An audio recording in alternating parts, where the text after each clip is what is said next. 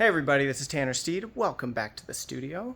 I was just working away on a couple of projects, and I thought I would let you know of a couple quick tips in terms of flesh, how to make it look, a little bit more realistic. And I don't know about you, but have you ever been working on your flesh tones and going into the halftones, and you're like, I don't know what color to make this, so you like throw in orange because orange is like neutral, or skin is like neutral orange. Well, don't do that. I have exactly the secret recipe for any lighting scenario. So stay tuned.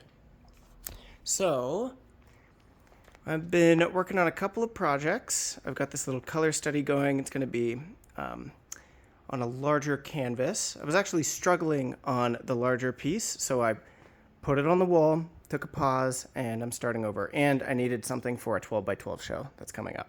So working on this, and I'm painting Miss Olivia, and I am really liking how it's going. It's not quite done yet. I'm liking the lost edge in the lips and lost edge in the hair.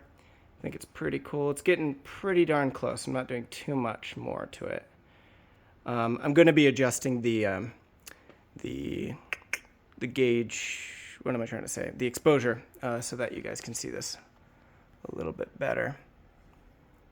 So here is the portrait. So far it's pretty darn close. But back to the original question. What colors should you make your halftones? So let's just review. Where are the halftones anyways on a portrait? So if we're thinking of this as a huge sphere, right? And thinking about it just as like a flesh ball without any features. Our light source is kind of coming in right here and hitting the front plane of the face. And as we turn to the left, rotating around, crawling around the form, we get into this area right before the shadows. This is your halftones.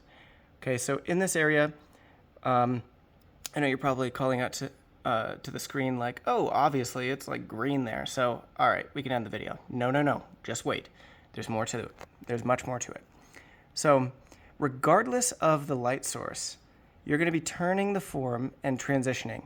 In this area, it's going to become less chromatic, okay, less saturated, and becoming a little bit more neutral. Well, this may look very, very saturated, but relative to my overall or general flesh tones, it's actually just slightly more neutral down in here. But yes, in this halftone area, it is an excellent opportunity to introduce a little bit more greens and blues, especially greens. The play of greens versus reds in flesh is absolutely essential in order to make it look realistic and not wooden, as it's been described. So yeah, turning the form right at the edge. I've been using a color called green gold. This is what it looks like on my palette. Green gold. It's really pretty. It's kind of like sap green, but it's a little bit warmer than that.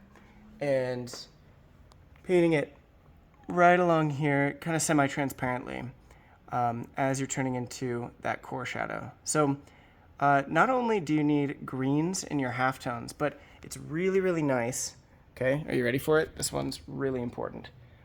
Wherever you have the opportunity to introduce very chromatic, very saturated reds, do it, okay? So obviously, I've got some really intense reds in the ear. The ears, the nose, the corners of the mouth, even in parts of the eye, you can get some really intense reds. And I highly recommend doing that. So green in the halftones, reds in the ears, nose, mouth, okay? Now there's one more spot that I have to tell you about. And let me adjust the exposure just to make it a little bit more like being in the studio with me. Okay, so transitioning from the cheek into the halftones, but what about transitioning into the hair? Okay, we've got a dark local color for the hair. She's got dark brown hair. It's being influenced by this red background, but notice right along this edge. Not only is it really soft and a gradual transition in temperature, but it's also very, very warm. I like to crank up the saturation right as you're moving into the hairline to not only make it a soft transition to prevent it looking from like a hat or a wig, but it creates a sort of glow, a glow on the forehead, which usually is where I like to have my light sources. And what else? So the transition into the hair is warm. Now, it's not just random. The reason for this is light is hitting the forehead, bouncing into the cast shadows along the forehead. That's why it's warm, okay? Because the light is warming it up as it bounces around. Okay, so that is with this painting. You can also see these transitions in the shoulder, even though it's a little bit less intense. I've made it more intense in the face so that you don't look at the shoulder as much as you want to look at the face. So you can transition from this yellow flesh tone. I've got some reds, but notice how it's bouncing in between. Okay, value does the work, color gets the credit, but color makes it just that much more convincing, that much more interesting. So I'm putting in some greens in the halftones. Okay? And in these dark accents where the ambient occlusion is, I like to crank those up too, make them nice and saturated.